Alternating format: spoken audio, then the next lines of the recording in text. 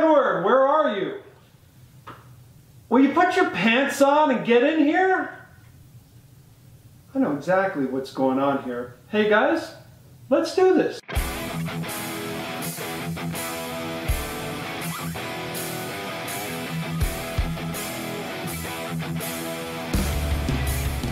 PRFC Fan Show version 2.0, take one. Action.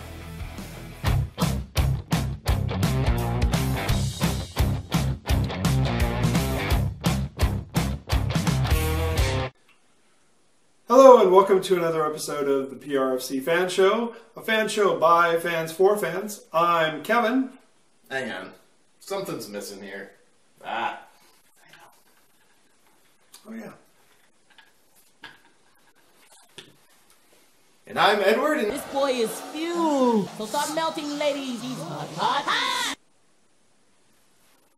So Edward, if you'll recall, when we first started doing the show, we had a great time taking Phoenix Rising magnets and placing them all over the place, and we'd record doing it. I didn't start watching the show until I was on it. And even now it's hit or miss. But I would love to see it. Let's check it out. I dubbed thee Phoenix Rising.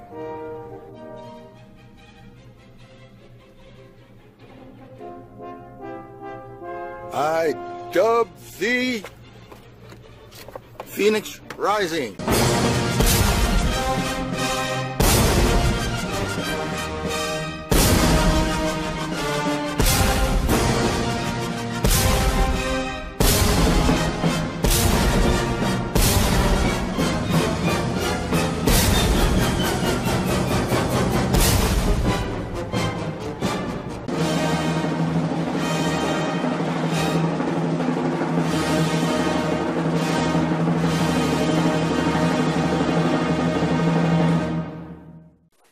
Reminds me, our good friend Aaron Blau over at firebirdsoccer.net, he started the hashtag Rising in Phoenix. Did you see that? Yeah, sure did. Yeah, so they go around town. If you see somebody with a magnet on their car, you take a picture, you put the hashtag in a tweet, and then it's kind of like a fun scavenger hunt. Yeah, it is kind of cool. In fact, when I was talking to Burke Bouquet and Brett Johnson a couple of weeks ago, we expanded on that idea. Because you know how when you're driving down the road, you see somebody else with a magnet, you're always, honking your horn, trying to get their attention because you want to, connect with the people. Well, what we thought would be cool is if we put together a hand signal, so it's kind of like an inside thing between Phoenix Rising fans. Yeah. So I came up with a good idea. I thought, well, it's a Phoenix Rising, so if you honk your horn and then you just go like this, they would know exactly what you're talking about. Yeah, no, I like that a lot. That's really good. The only problem is if you're driving, you can't use two hands like that. Oh yeah, that's not really okay. safe. That's flaw in the logic. You have any other better ideas? I think I do. So same thing, like a bird, except you go big, full. No. First of all, you're gonna smack me in the face, and you got to drive your car. You got to keep your hands on the wheel. Yeah. Okay. Back to the bird. So Phoenix Rising. So right, you start out like this, and then you do one of these. You ever see one of those? We're not going to do that. Obviously, we cannot come up with a good idea ourselves. So I think we're going to have to turn to our viewers to see if they can help us out. You want to tell them what the challenge is? Yes. So if you have an idea, take a video or just a very descriptive tweet of what you would like to do.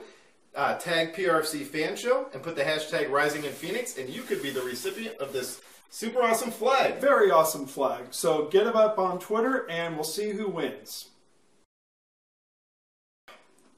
So Edward, last week I was able to sit down and talk with the Vice President of Marketing for Phoenix Rising, Mr. Saaaaaaam Doerr. And man, it was a great conversation. He talked about all things PRFC, a couple of insider things, future of the club, what's going on with the stadium, all sorts of insight. It was a great time. Thought we might want to check it out. Yeah, let's do it.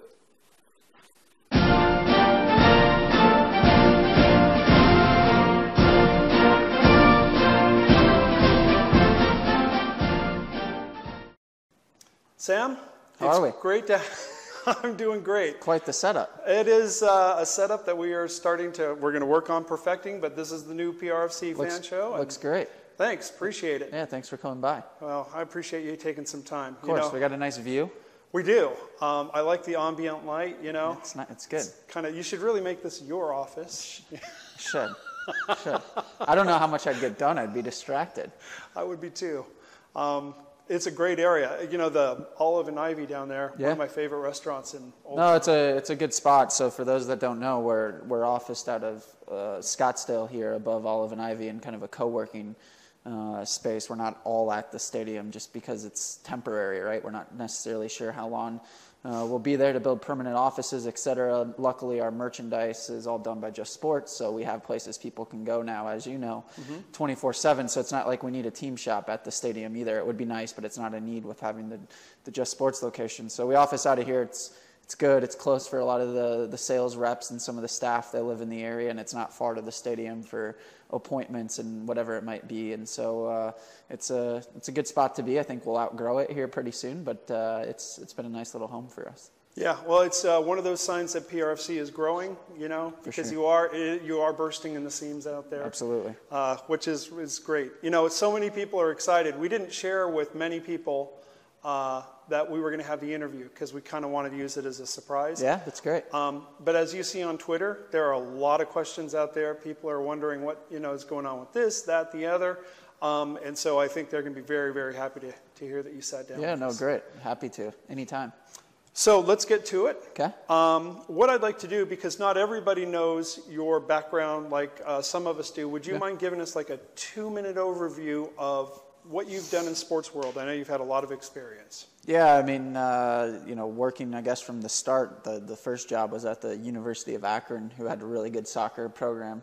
Still do have a really good soccer program. I think they're in the Elite Eight here this weekend, playing to go to the Final Four again. And so Caleb Porter was the coach there at the time, Old Timbers coach, of course. And so was there, a very junior entry-level position, and then you just kind of work your way up, right? And so went from there to the Spurs and was a franchise marketing manager there, doing all sorts of different things. We had WNBA, we had NBA, we had AHL hockey, and we had D-League. There was no soccer team at the time when I first was there, and left to be an assistant athletic director at South Dakota State, the Jackrabbits. Really successful Division I programs in women's soccer, men's and women's basketball, football, beautiful facilities up in South Dakota. Very cold, but unbelievable facilities, do really well. And so I went and did that route, and then the Spurs gave me a call to come back and start a soccer team they were going to launch. They knew that I kind of had been around the soccer world and wanted to get back into it, and so it was an opportunity that really couldn't pass up. It was before we had the lease with Toyota Field. It was before we had a logo and before we had the name, and so they had no employees. So I was literally employee one of San Antonio FC, and there was a couple of weeks when I first got hired where I wasn't necessarily sure we were even going to get the team off the ground with some things going on. So it was an interesting time, but it was great. I couldn't turn them down. Usually when you leave an organization as good as the San Antonio Spurs, it's hard to go back, right? Unless you leave on good terms. So I wasn't going to turn them down. You know, I already had kind of felt a little guilty leaving, and so went back and did that, and you know, we had a really, really successful run there, and they're still, to me, one of the model clubs in the league, off the field and on the field. And so it was a really good family environment and family club that we built there, with a soccer-specific stadium, a great fan base, season ticket base, really good team on the field, traveling every week with the guys. And so that was a soccer ops and a business operations role for me. So a lot of the player contracts, player recruitment, planning of trips, budgets, all of that on the soccer side. That's a wide berth of duties. Yeah, and then on the business side was the marketing. Not as much sales, a lot to do with the marketing though. And then just kind of overseeing where we were at, what we were doing, where we were spending money, and then the academy as well, which was really near and dear to my heart. So started an academy the first year. We weren't certified DA, we just started it, and then we applied for the DA and got it the next year, and went from 12s to 13s and 14s. So did that, and then it was a really tough decision to leave in July of 17, I guess it was, when I came here. I was approached by Bobby and kind of recruited over here. I had actually met Bobby in the new ownership group that came to San Antonio to see what we were doing. That was the first time I met them before one of our games, and then we kept in touch at the USL League meetings, which actually we're going to next week, back in, I guess it was 2016. And so we just kind of had kept in touch, and They kind of put the full court press on. I had another opportunity as well and was weighing the two and decided to come here. It was tough to leave San Antonio and still talk to those guys and still have a soft spot for them, except for when we play them. So, and then came here, and it's been a great year and a half. It seems like it's been longer. It also seems like it's been shorter at times. It depends. This year flew by. Yeah, it really did. So it's been a awesome year and a half, and I think it'll continue to go that way. So that's a really quick overview of kind of what it's been like. I'm exhausted. Yeah, it's good. My wife's exhausted from moving too. So I bet. So what would you say was there any main thing that enticed you to come to Phoenix Rising from San Antonio? Yeah, it's a great question. I think obviously Didier was here at the time, which was rather cool, right? So you had that. But I think overall, more than anything, I just saw a really high ceiling here. I think that the floor, though, was also kind of back where it was in the Peoria days, right? It still was. I mean, even last July, the crowds were great and the team was doing well and around playoff position, I would say. But still, it wasn't 100% that it was going to continue to go upward, right? Sure. And so there was a little risk in it, certainly. But I mean, what an unbelievable city to live in. My wife wanted to live here, but more than anything, it was the ownership group and Bobby that really sold me on it. I mean, you have a great GM like Bobby, a really good leadership who really wanted me here, and I knew that there were some things I could do to help improve some things. And then from the ownership group, everyone was excited. Everyone wanted to do whatever it took to make things better and help the fan experience, whatever it might be, right? And so when you have a group of people like that, it's hard to say no to that. And then you have a market like this. And so I think, when I was looking back at it, and I still feel this way, the ceiling is just so high here. And so it's one of those places where you feel like you can keep growing and the growth's not going to be stunted. I feel like the ceiling's a little bit higher than maybe it was in San Antonio, and that's certainly not a slight to them. They're always going to be, to me, a model USL club and one of the best. But I felt like the ceiling here was so high that it was an opportunity I kind of turned down. And a lot of that had to do with, like I said, the ownership and Bobby and some of the things in place. And, of course, the fans, right? I mean, you guys did go from what it was to, pretty good crowds at that time. Was it just over 6,000 probably? Mm-hmm. And I know we've grown it a little bit since then. But it was there. The recipes were there. It just needed to all be put in the same bowl. And so it was ultimately, at the end of the day, it was a no-brainer. It's amazing because Kyle Kepner, Kyle. Yeah. He and I were talking about the interview, and I said, Kyle, if you could ask Sam anything, what would you ask him? He said, well, I'd make more of a statement than ask a question. And what he had great insight. He was like, people see the Sam on Twitter, they see Sam walking around the stadium and doing what he does. What they don't understand is there's a huge amount of marketing and networking that goes on to build this organization that you do that's all behind the scenes work, and it is significant. It is no small feat to do what you do. Your relationship with the owners is huge, and we understand that there has to be great communication there, great relationships. When you look at other teams in the USL, how would you compare our ownership to the other teams out there? Are there any others that compare?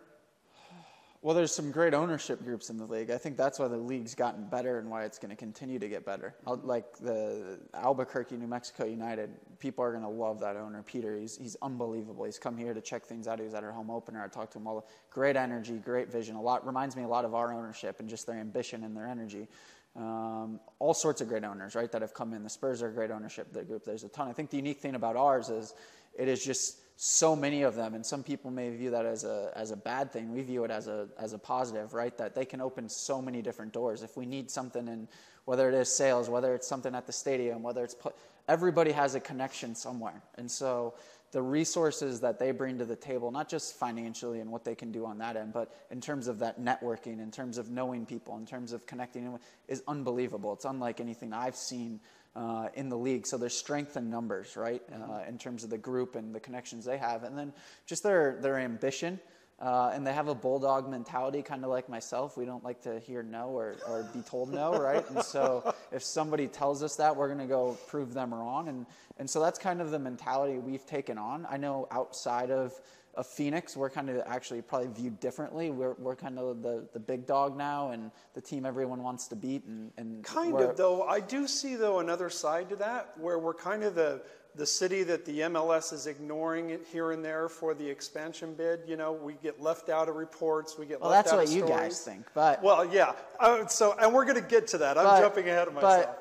I'm telling you, within USL circles, like Phoenix Rising goes to the meeting and it's like, oh, Phoenix Rising is here. Like our perception certainly has changed, right? When in 2016, I guess, when I was at the league meetings and I was in San Antonio and Arizona United showed up. I mean, to be frank, and the owners know this, I've told them this, Bobby, et cetera, you kind of chuckled, right? And that's no offense to any of the fans, any of the players that were there. It was just, I was on that road trip. I remember it. I think it was September, and I swear I was so bored I counted like 80 fans. Like it was unbelievable, right? And you're playing in a baseball. It was just, wow, like what's going on? This could be so great, right? Because you did see the passion of the people that were there. You saw the market. You saw what it could be. They had some great, fantastic players, right? Was it TLC they had right back then? Lontan, you had Cortez, you had Tyler Blackwood, right? You had a great group of, so you could see what it could be, and I knew players wanted to be here. That was always one of the favorite road trips for our guys in San Antonio, is, oh, we're going to Phoenix and Scottsdale, right? So you could see what it could be, but like now when we go to league meetings and when people play us and we go on the road, we're the game everyone's circling. You know, we're the team that everyone's circling. Now, in the East, that's Cincinnati, right? And I think next year that will be Nashville. It won't even be, everyone respects Louisville. What Louisville's done, how they go about business is unbelievable. Absolutely. But they don't necessarily have that kind of swagger. It's just steady Eddie, right? And there's something to be really respected about Louisville. I compare Louisville a lot to San Antonio and the way they would go about their business, the kind of guys they sign, et cetera. And so, but when we go to the meetings, it's like Phoenix is here type of thing. And so that's out there though. Now, like within us, we get told no a lot, told we can't do things, especially in this market, right? With how big it is, who we're competing with. And so we all have a bulldog mentality. And so I think that serves us really well, but it starts from the owners, right? They can open all these doors. They're ambitious. They want to succeed. They don't want to be told no. They're going to find solutions. And then it trickles down to Bobby, and then Bobby to myself, and myself down to our staff, right? And so I think that's the best part about them is just the strength in numbers, their mindset. They go out of their way.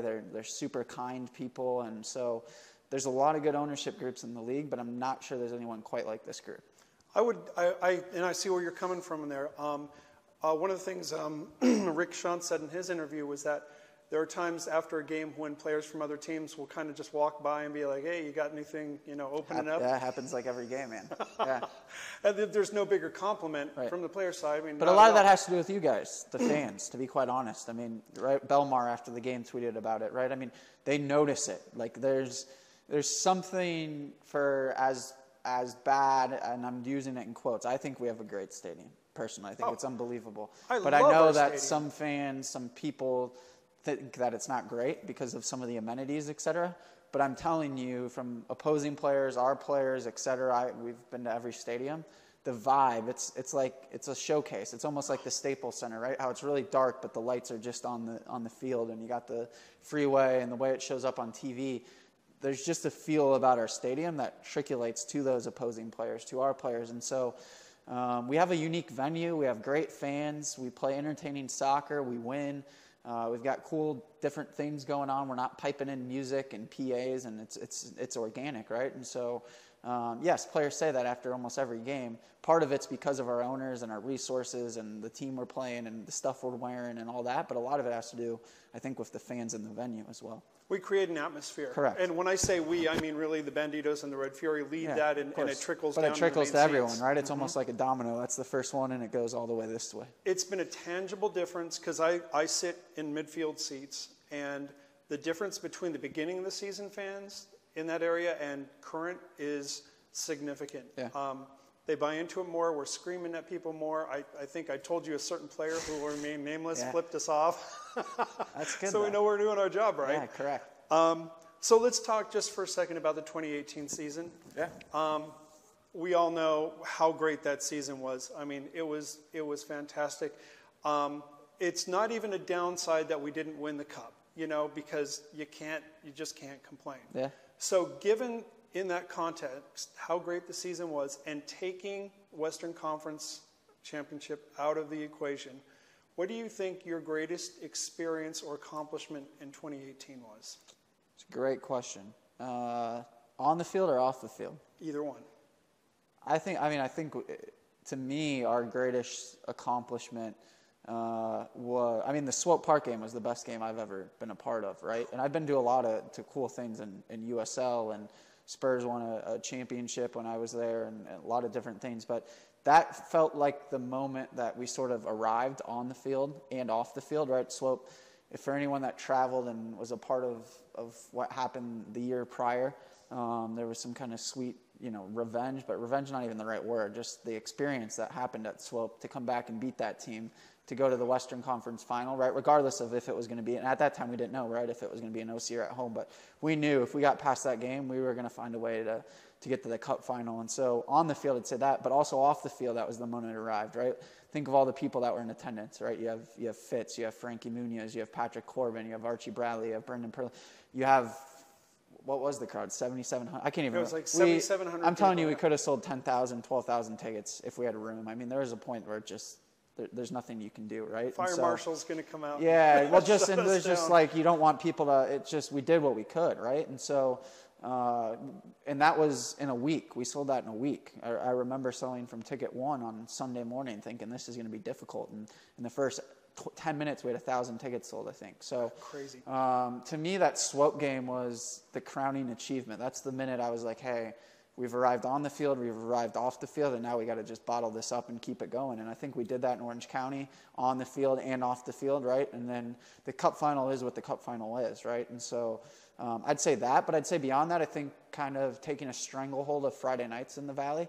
It was a little bit of a risk, I would say, or I think, to do Friday nights, and I think that we've started to own those a little bit here and kind of found our niche with the blackouts and the dollar beer nights and everything around it. And to me, Friday nights work better in this market than Saturday nights, and so I think that was a good thing to come out of last year. That I think love Friday nights. Yeah. One humble man's opinion. Yeah. I love Friday nights. Me too. People take off early from work. We meet at whatever restaurant, bar, pub we decide to meet at. Yeah. We hang for an hour and a half. We go to the game. It's the perfect end of the week. It really is. I agree. No, and I think it's just there's less going on. You're already kind of in the mood where it's been a long work week. You want to get out of work and go do something. And on Saturdays, look, I still love our Saturdays. We're going to still have Saturday games. We'll still get good crowds. But, if you've been out doing stuff all day, you've been at your kid's soccer game, whatever it might be, the last thing you want to do is go to a big event or a game that night, right? For some people. Tough. And so, if you're doing yard work all day or something. Yeah, so I think the revelation and kind of finding and branding ourselves and starting to own those Friday nights with the promotions and what we were doing was a big part of last year. And I think that'll continue next year. We don't have the schedule quite yet, but I know we prioritize Fridays, and we're hoping to have more of those in 2019. Great. If there's one thing you look back at the season and say, man, I wish we'd done this differently, what would it be? It's a great question.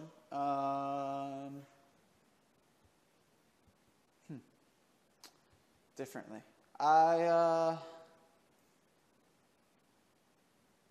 a good one. Stumping Sam. Yeah, I know. You saw it here, people. I'm usually not speechless. I think we learn from a lot of different things, right? I think there's different situations, throughout the year that arise that maybe, we would have done differently, whatever it might be, right? Little things that maybe you guys don't even notice, could be even staffing, right? And how we staff and how we deploy things. I would say one of the things that we kind of, learned, or one of my personal screw-ups, was even the way, like, I think you said in the midfield, right? The way that we priced the stadium last year was a little off. Mm-hmm. I don't think it was too high or too low. I just think in our stadium, all the sections are kind of the same. So we've changed that going into next year. It's a little bit more affordable. Well, way more affordable for some. But that's going to allow us to kind of build up now in terms of single game prices for the people that don't come to every game, and get our fans into more of the middle sections and where they want to sit. So that's one of the small things I would say. There's other things, but nothing like that stands out as a change. Of course, there's some things, on the field that we looked at, and I think as things start to progress, you'll see some different things that we noticed or thought we could use next year, and maybe it's a playing style, whatever it might be. But, I think it's little tweaks and little adjustments. I even think, food and beverage and just small things, entrances, parking. I mean, there's all sorts of different things. Nothing that sticks out of, we did this wrong, but things we can improve on, because I think we can improve on a lot of different things. But I guess one mistake that I would say is, the pricing, and we've rectified that in terms of those middle sections, because there wasn't anything that was really different. It's not like a NFL game or an NBA game or being where you're mid-court. way up in the Yeah, where it stratosphere or helps. whatever. I mean, everyone's kind of in the same. So there was nothing that was really helping those middle sections compared to the last. Not like you had leather seats or anything. And so, you know, we're going to try to build that up in the future, a club area section in the regular seats, but with the way this current stadium's constructed. So I think we rectified that, and now I think we can just gradually build, and there's a big advantage to have season tickets this year. Yeah, I agree. And I bought mine, and I bought a couple extra, too. Appreciate that. I do have one thing that I think PRFC did wrong. Yeah? Yeah, and you're just going to laugh at this. You know the cool little posters you give out of the games? Yeah. You got to give them out after the game because I ruin all of them. Yeah, None of them survive the game. That's a fair one. So many people like those because of the roster on the back, right? Mm-hmm. And so, especially the newcomers. But I get it, right? The last thing you want to do is how do you file it away? And so, beer gets spilled on them, trampled on. Maybe we'll put a pack at season ticket member headquarters. So on your way out, you can grab one. I just take it out to the car and dump it. Well, there you go. I learned my lesson. I have. It's a great point. I think too they're a weird size. You know how they're a little longer. We've looked at maybe going a little smaller but sturdier too, so they don't rip as easy and they're not as flex. You know, so I don't know. I think you'll maybe see a few changes with those this year as well. But cool. I but know they are great, and the fans I know people love them. Yeah, and yeah. last year we tried to do different designs in all of them, feature different players. Players love them, right? So I thought we made progress in that area as well last year. Oh yeah, they were much better than last year's. I just get tired of seeing. No, them I with get the it. wrinkles. No, it makes sense. Yeah. See, I'm picky. That is a little thing. That's okay. If that's your biggest complaint, we can. I know live with you're doing I'm pretty okay. well. Yeah. You're doing pretty well.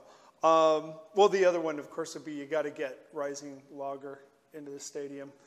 I talked to Zach at Four Peaks. Yeah. I was like, just figure it out, man. Just come on. Yeah, we're working on some different things, I think, in the food and beverage area for next year. No promises. Great. It's so early, and given infrastructure out there, right, it's tough to have the taps and kegged beer. It's easier to have cans. Sure. But I understand some people like cans, some like draft, right? And having the Rising beer there would be awesome, and the sales would be great.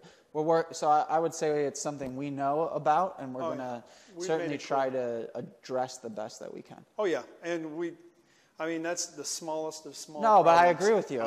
It would be great. I think it would be cool, and I don't know how many people actually know we have that beer. More bars have picked it up this year than the year prior, which is a good thing. But to your point, having it at the stadium, I think more people would find out about it as well. I'm your number one advocate of Phoenix Rising Lager. It's good, isn't it? First of all, I love it. Yeah, it is good. It's a good Vienna lager, It is. and I pimp it all the time. I'm not sure how many you want to drink before a game, but I'll let you tell me. Yeah, you know. Yeah. I can tell you that mine is more than you can have before a game. Yes. 2018 was such a great season, and we're just coming out of it right now. Yeah. What would you say is the thing you're most excited about with 2019? Just one thing, huh? Oh, It's you know, tough. lots. You know. Yeah, you- no, I would say everyone's fine. I would say everything, right? Because I think that the growth from 2017 to 2018 hopefully was apparent in all areas, on the field, off the field, merchandise, whatever it might be. And so I think we're going to take that same step from 2018 to 2019. Our season ticket sales right now, I think don't put too many numbers in my mouth, but I think we're 300 to 400 above what we had all of last year already.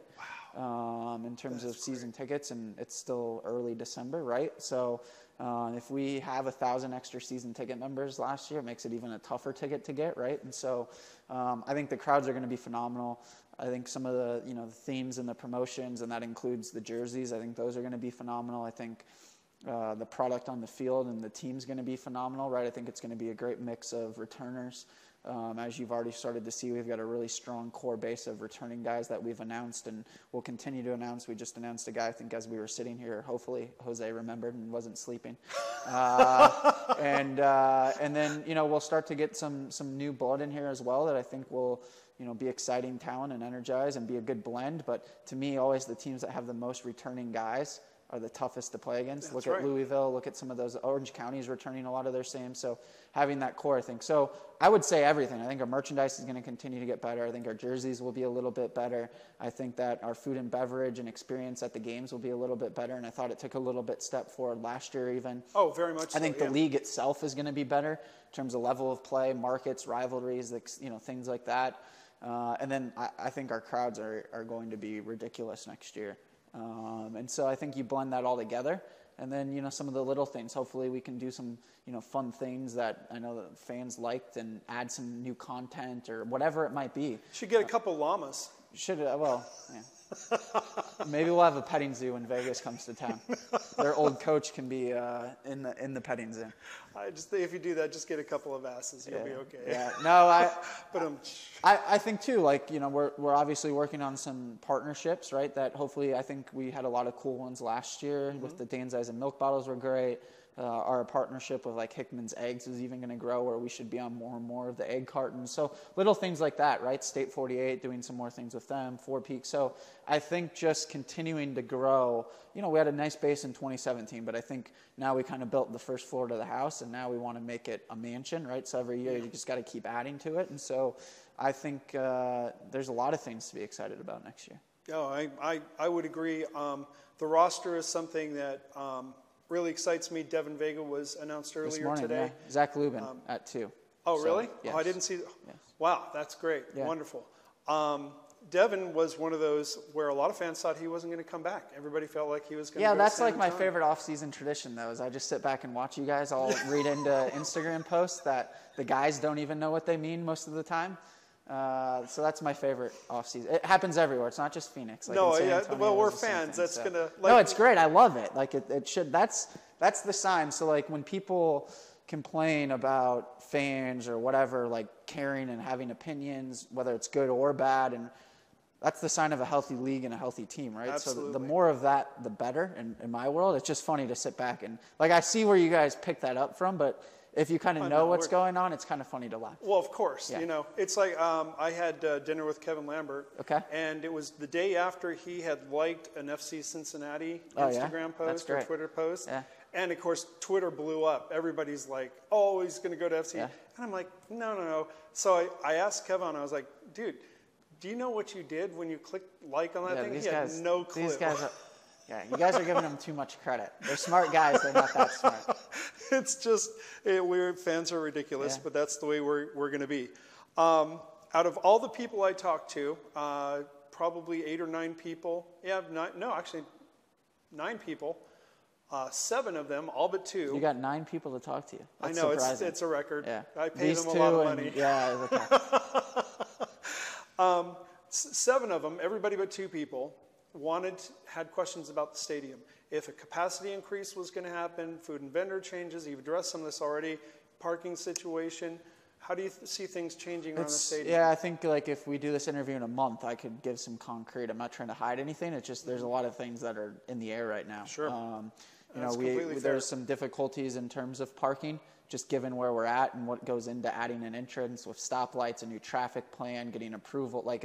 It's not easy. It's a thing, yeah. If we could put an entrance, trust me, we'd put an entrance right now. Sure. We get it. So while that's going on, we're also trying to add a ton more shuttle stops and shuttles themselves. Cool. Because if we can get an extra 400 people to ride the shuttle, that's maybe 200 to 300 less cars, right? And so we're working on it. We get it, it's not ideal, but we also think we're more than fair in ticket pricing this year and concession pricing, the experience where hopefully you guys can put up. We understand the parking's not great, so hopefully by saving a little money, having some different things that you'll put up with the parking and just understand it. We understand it's not ideal. Yeah. But I've also been to games in Glendale where, trust me, that's not fun either. I just don't go to Cardinal games because of that. It's a sporting event, right? So I get it. It's not ideal. It's certainly not what we want. We're working on it. I'm going to work on the best we can, whether that's an entrance, whether that's more parking, whether that's more shuttles, whether we're working on it. We understand that's a big issue. Concessions, I think, we'll do some tweaking. I thought it was better this year with the food trucks and the way we did it. I think it'll continue to get better. I think we'll add some things, try to position people different places. We learned, right? I think get some new vendors. We're working, like I said, on seeing what we can do on the beer options, but that's something that's important to us, right? It goes back into the fan experience. I thought Venezia's was a good ad. So we'll look at some different things on that end. We have to. We got to keep looking at it. And then capacity is $1 million question, right? So supply and demand. So let's see. We got to fill that stadium up every game. And we are, right? I mean, I get it. But also I think part of why we are is because there's so few seats. So everybody feels the need. It's a hot ticket, right? Mm-hmm. So Look, I think we could expand. I don't think we're committing to it yet. Let's see how things play out. But the beauty of our stadium is we can expand just like that, right? I mean, literally, we can just, give us 2 or 3 weeks and we can get it expanded. So that's the beauty of the stadium. So nothing, sales are strong, like I told you. I think, record, and we're killing it right now. Yeah. But we've got to keep it going. I mean, we have a really lofty goal of where we want to be at with season tickets this year. If we get there, then we're going to have to expand the stadium. So it's one of those things, let's force everybody. That's kind of our mindset. So I think potentially, I certainly think demand's there, like I said, for playoff game, et cetera. But we also, in our mind, hey, if we're going to have 10,000 seats, then we're going to need, we can't get away with the parking situation. So we try to take that all into account when making those decisions. Understood. Okay, this is an interesting question. This comes from my partner, Edward. Okay. Hey Sam, Edward here, filming from the backup studio. I'm sorry I couldn't make it today. I was curious to know, though, what's the biggest, most audacious marketing plan that you've had to date that maybe didn't come to fruition? Something you were very excited about, you drew up, thought would be cool, but didn't quite pan out. Man, I have a lot of them. Not that I haven't necessarily implemented, but that have gone through my head, right? Well, there's certainly, there's different ways of looking at it, right? Depending on what you're trying to accomplish. So, obviously Dollar Beer Night went well. I'm of the opinion that with our fan base in terms of millennials and the growing fan base, that mixed drinks are becoming more popular. You could never do dollar, you call it, but you could probably do something close.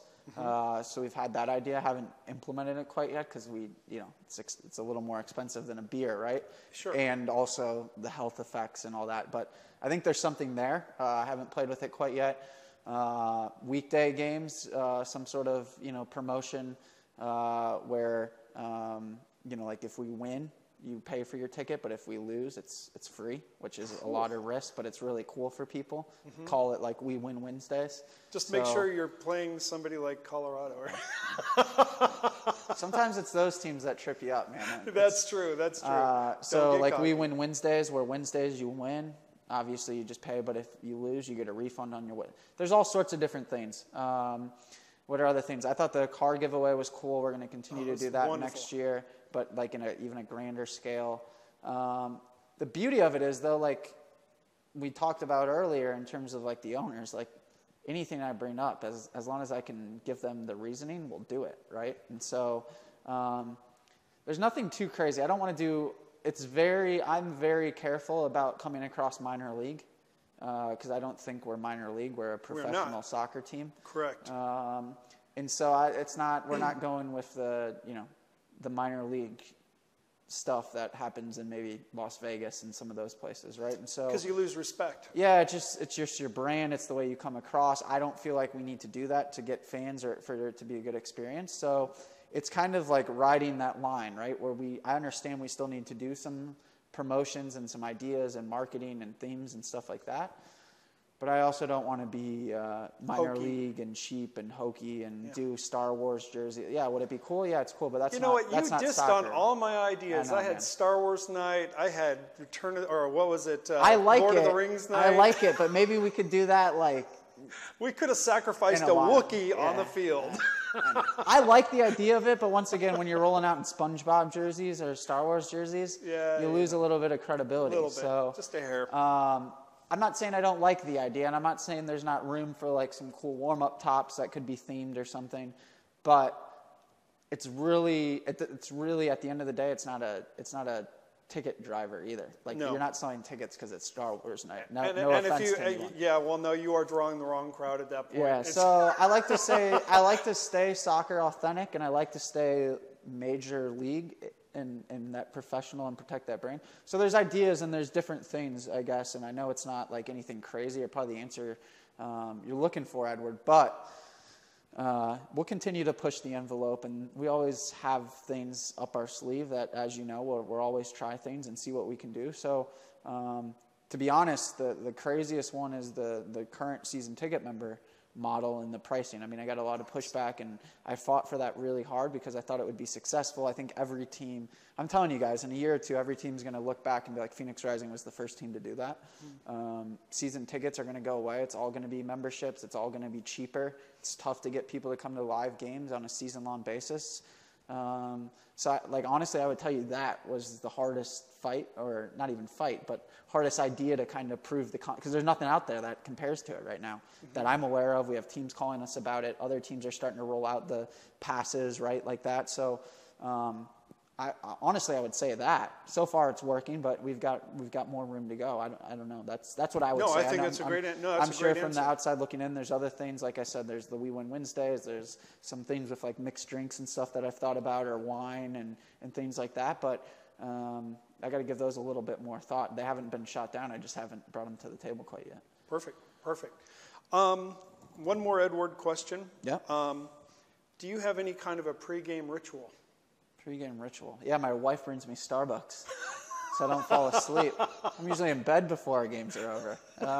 No, she does. That, and I get an Aussie eyeball from the Barry Devine place right across the stadium. Okay. So I do that and Starbucks, and I'm good to go. You're good to go. Wow. It's more that than anything. I mean, it's not much like you got to go out at a certain minute. You got to be in the same spot on the field. You got to do the same handshakes. Now, our guys are very much like that in terms of handshakes, how they do things. But for me, as long as I have those two things, I'm pretty calm. Now I get to the stadium about the same time because I'm very routine oriented. I don't like my routine to be thrown off, but nothing like crazy in terms of rituals. But those are two that I do. Interesting. And if we lose and I wear a certain like zip up or socks or something, those are out for the next game. Yeah. Okay. Can't So do now it. that's gold right there. Yeah. There are times where I've seen you're standing behind our goal by the thing at the end of the game, and it's like Sam is in that zone, man, because especially if we're losing, you're just like trying to will the team to victory. It's just I think we all lose sight of, and I try not to because I've been a part of it now for 3 years in this league, especially the USL, where just like think about the Open Cup game earlier this year when it was like the world was falling, and then I think we lost another game after that, right? Yeah. But when you that's very micro. When you look at the macro scheme of things, it's really not the end of the world. Now, look, I will say the message after that game in Louisville, which was very, very powerful, was the fact that we didn't lose that game in Louisville. We lost that game in Las Vegas 3 or 4 weeks earlier. We lost that game, pick games there, where if you win one more game, that game's at home. Yep. Because of points and how that works out. And so that was the message after that game is, hey, next year, every game matters. Like, there's not a throwaway game. This game's not more. They all matter. Las Vegas matters. Colorado Springs matters. Monarchs matters. Every game on the schedule matters because that 3 points or that 1 point could be the difference from having the Cup final at home or having to come to Louisville. We didn't lose it in Louisville. We lost it in Vegas a month earlier, whatever it might be. So that's kind of like what we took out of that. Mm-hmm. So, yes, every game does matter on a micro level, right, and the overreactions. But it's good. Like I said, that's healthy. That's when a club's doing well. But you try just to have that granular view of things because there's going to be days where you have 10 chances, you don't convert, they have one chance and they score, and that's the game. That's the sport. That's why we love it, right? That was the U.S. Cup final. Right? So it's like in those moments, I think you're just kind of trying to think about the game, but think bigger scale and what it means and what, if any, is it time to panic? Is it not? Mm-hmm. What could we do better in terms of crowd and environment? Like after that Timbers 2 game, I had a couple ideas come to mind of things I wanted to tweak a little bit going into the playoffs so we had a better environment. The environment was good, but I felt it was a little stale. And all right, going into the playoffs week, we got to change a couple things and do a few. So it's like little things like that in those moments when you're catching that. But try not to ride the waves too much. It's a long year, man. Yeah, and it's a business, you know, and you've got to keep the long term in mind. Yeah. I mean, in the end, it's a business. I think the teams that have success, and I learned that very well from the Spurs, and Bobby's really good about this, and our owners as well. And I think those franchises and businesses and clubs and teams are most successful are the ones that are steady, and not the ones that overreact to 1 week or whatnot, right? When you start to overreacting internally, it's fine externally. I'm all for it. I'm all for fan discussion, breaking it down, this, that. That's great. I love it. I know some people, I love it. But internally, you can't do that. You've got to kind of zoom out and have that steady approach. Now, if it's 1 week after another and it becomes consistent and it's ingrained in your DNA, that's when you have issues, right? But I think week to week, it's you still got to be zoomed out a little bit. I totally agree. So let's switch gears a little bit. There are opinions about who our rival team should be. I've made it clear on the show that I think Orange County should be our nemesis team. And the reason why I think that's true is because, A, they always give us a run for our money, you know, and you don't want somebody, people are saying Vegas, and I'm like, we beat Vegas too easily, too often. It's not a nemesis. There are a lot of things to hate about OC. They have a lot of things to hate about us. So for me, it's a great rivalry. In your mind, who do you think our nemesis or rival team is? Well, I think the answer today is a lot different than it was maybe during the season or going into last season. Okay. I think it's Orange County now. I don't know how it couldn't be. We played them 4 times last year. It's hard to play a team in the USL 4 times. I mean, we played them 3 times in the regular season, once in 4 times is a lot in the USL season. Yeah. They have a lot of guys returning from last year. We have a lot of guys returning. So to me, it's Orange County. But you could, I mean, Eric Winalda's in Vegas. Anything could happen there. You know, who knows? There's different things that could develop, right? Monarchs, I think, were sort of, and it's kind of faded a little bit, but that could happen very quick just with the RSL stuff in town. There's others, right? There's ones that we personally have, like Swope was always one. We respect, but that's out of respect. That's not like, most of them are out of respect, honestly. We don't really have, there's a few teams, which I'm not going to name, where we truly do dislike, and we want to beat them and beat the doors off of them. I will name Orange County. No, we respect them. That's one of the, No, we do. That's why they're a nemesis. They're very, we do very classy organization. Oh, yeah. Coach, GM came in after the locker room to Rick, all of us, wish us luck. Go get, like, that doesn't happen all the time, so it's not them. There are teams, trust me. We were up in the media room, just for the record, at the end of the, towards the end of the game. Yeah. And they were so nice to us and just really cool and professional. And I do have respect for them. So most of the rivalries are out of respect, and those. So I would say Orange County, right? And but it has to be 4 times players, good games. You sort of got to be on the same level in terms of standing. So, but there are teams that, like, internally and we'll never tell you guys, but we dislike and want to beat pretty badly. But from a grander view, I don't know how it couldn't be Orange County after last year. Anytime you play a team in the Western Final, and I mean, to this point, what's been publicly announced, I don't know how you could pick any 2 other teams to be back in the final next year. Yeah, I agree. Okay, you know, we've gone a ways here. I do have 1 or 2 more questions for you. Yeah. You know, Rick Shantz, I think it's Rick who brought a really good relationship with LAFC. Maybe some others too. Maybe you have. No, Rick. I mean, there? Rick did a great job. He's really good friends with the assistant coach there, Auntie, and so it really did start with him. I think it was actually Bobby and I took a trip there when the stadium was still getting built before our LA Galaxy 2 game in LA. It was on a Wednesday night early in the season last year, and we flew in early to go check out our owners. Knew some of their owners pretty well, so to go check out the stadium.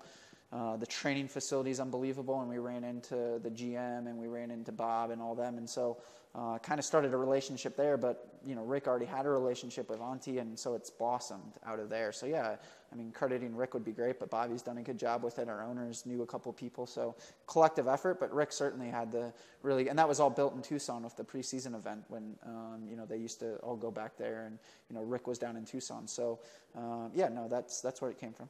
What do we learn from that relationship, bringing players, you know, that were so talented, you know, Shaft, Brewer, you know, coming in, Tristan? What did we learn from the loan process? Is there a learning curve on who we bring in and how that works? Well, I think not all teams are equal in that mindset, right? Some teams are just taking guys because they want MLS loans, and it's a player that's free to them. They're not paying for him. It's a high-level player, and you're just going to put him on the team, and it's going to help you win, and it's cheaper. With us, we're very picky, right? Like, that guy's got to earn the spot. It's not you come down and you play, right? Shaft, how many games did he start? It wasn't a ton. No. Which is unheard of for an MLS loan, right? Saad came in, and from day one, you know, came from NYCFC, but he came in and he was unbelievable at right back, right? Tristan earned that spot. So, like, our thinking is, yes, we want MLS loans. It's got to be the right guy with the right makeup. He's got to be very professional in knowing what kind of a club, what kind of fans we have, what the training environment's like. He's got to fit with our guys in the locker room, because we don't want any of our guys to feel like this is just they're just going to bring in guys over. That's not how it is. But if we can get better, we want to get better. Sure. And if the guy comes in and earns that spot, then you're going to play him. But it's got to be the right guy. So I don't think it'll ever be a thing where we're just going to take guys to take guys. If we're getting a guy, that means it's been vetted out. We think he's a good fit, and we think he'll come in and train and be okay with being on the bench or starting. And if he's best in training, and Rick and the technical staff, they're obviously the ones that are doing all that work, then he'll play. Saad and Tristan both felt very organic. I'd say the same about Chef, but he really just didn't get enough playing time to get a good feel. Yeah, but he was a great weapon off the bench, right? He was. Speed and energy, and he affected a couple of games, and that's what you're looking for. And I think, for him to consistently be traveling, be in the 18, be in a good environment, get some minutes, was good just for him. A really good kid. Was good for him too. And so LAFC just picked up his option and Tristan's option, and I'd like to think we have something to do with that. But especially Rick and not me, but Rick and the technical staff, but the club. And so I think we've showed some value there, and I think we showed it doesn't have to just be LAFC, right? We go get Saad from NYCFC, and he had a great experience and played every minute from the minute he stepped off the plane. So he just really fit in immediately. Yeah. He's a great player. Last thing I wanted to ask you about, people don't really understand entirely the relationship with FC Tucson and what's happening there. People are wondering, if you look at the League One schedule right now, there are 10 teams on the schedule, but there are 12 teams in the league. What's going on, and what's that relationship between us and them?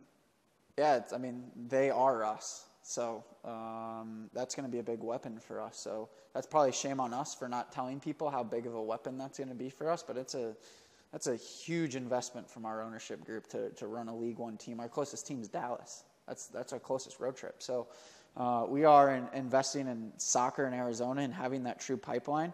It's going to help Phoenix Rising. What better spot for guys to go down and get minutes or rehab if they get injured than in Tucson in high-level games? There's some really high-level coaches and players being signed in that league right now. Tons. It's going to take a lot of money to run the club just with travel expenses. I mean, yeah, like you said, Dallas is the closest. Correct. And there's teams in Toronto. There's teams in not easy places to get, right? Richmond, Tormenta, Madison. Terrible. I could go on. And so they are us. We are them. That's an important piece. We are truly going to elevate that. Last year, to be fair, we needed to do a better job down there at the PDL level. Coach Cosgrove did an unbelievable job. They had great success again, right? They won an Open Cup match. They were great in the PDL again. But from a business perspective, we didn't do good enough. We didn't. But this year, full-time staff in Tucson. We're hiring sponsorship, ticket sales reps as we speak. We're hiring a social media person. We've got 2 full-time people down there right now working on the team side of things. So there's a full-time staff in Tucson. Wonderful. That's going to help. And then when they're not playing, they can come up here and help us. But from, like I said, a player perspective, great for rising guys that aren't getting minutes. Go down if it's a Friday night before our game or Saturday after our game and get minutes and play. Rehabbing guys, right, who get injured and maybe aren't quite ready to play for us can go down there and play a half. And then it's a great chance to get a bunch of young players that we can develop down there, and some of them hopefully will make it to Rising and help us. Some of them will help us in the Open Cup, I'm sure, and then they're going to be competitive. Anything we put our name on, we want to win in, so it's not like we're just going to roll out the balls and say, okay, good luck.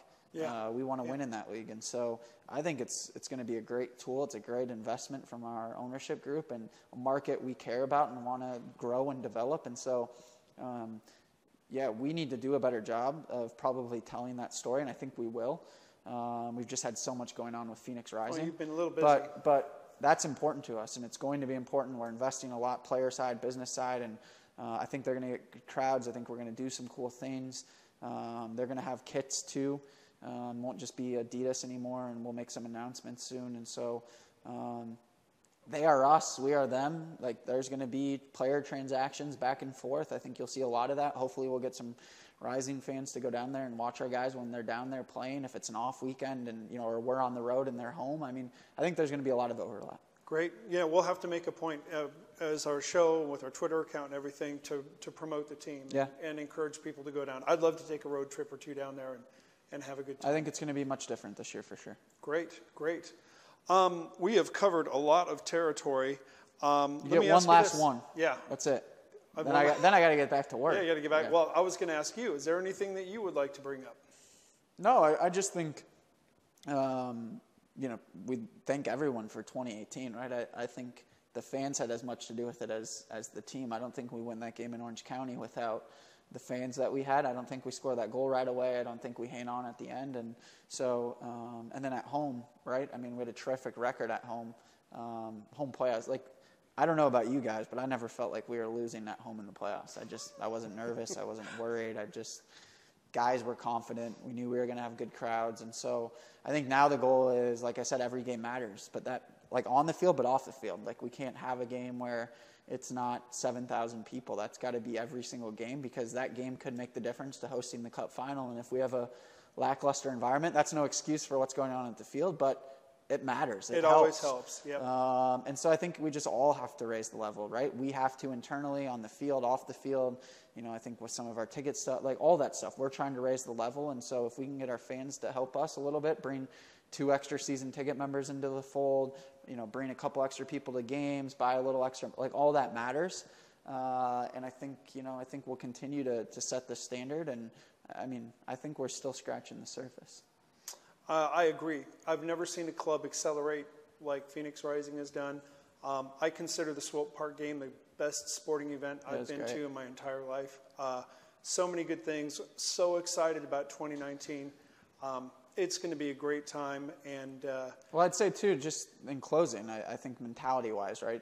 We go back to like the Bulldog mentality. I think our fans do a great job of that. But don't let anyone, especially us, define what the club can be. Outsiders, whether it's media, whether that's other people whatever it might be. Like, I'm convinced in 6 to 12 months, everybody will want to be a fan and want to talk to you about Rising, but you have to have that mentality. So these sales reps have the mentality of, this is the only show in town and the only ticket you can have. That's what our players have in terms of, this is the only place you want to play in the league. It's what our coaches have. Not just the league, but in North America, right? We're competing with MLS teams for players. That happens. So that's my mentality, as you've seen and as you know, like, nothing's going to stop us, and we won't take a backseat to anyone. But I think our fans, don't be shy to have that mentality. Most of you have it, but be proud of it. I think continue to grow it, but take ownership. Like, our ceiling is so high. Don't even let us define what it can be, because I think we continue to get surprised by our fans on a daily basis of how much they care, how big it's growing, right? The magnets, I'm telling you, we ran out. Yeah. Like, I didn't think we would. I've got a whole list and mailing bags ready to go. Black Friday sold out by noon. Cyber Monday, we had 200 and some in the first hour. Wow. So it's there, but it can be better, right? Sure. Like, that seems great, but we can double that, right? And so I think now that's kind of the mentality. Well, we are behind you 100%.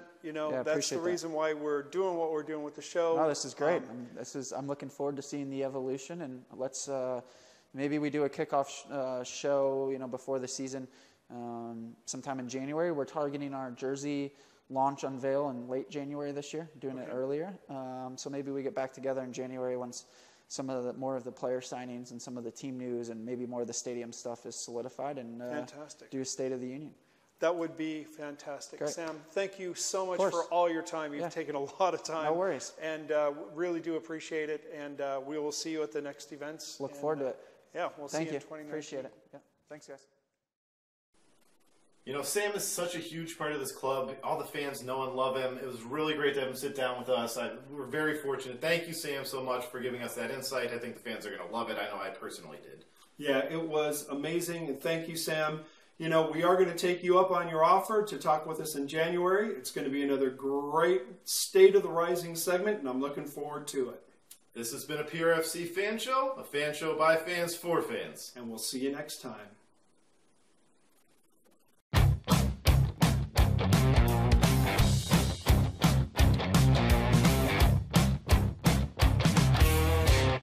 You look cute. You shut your god up, Kevin. You asked me to do this show. You said it was gonna be fun. We'll see you next time. Yeah, I'll see you next time, you Christmas. Bah humbug, you piece of. You feel better, Edward? Yeah.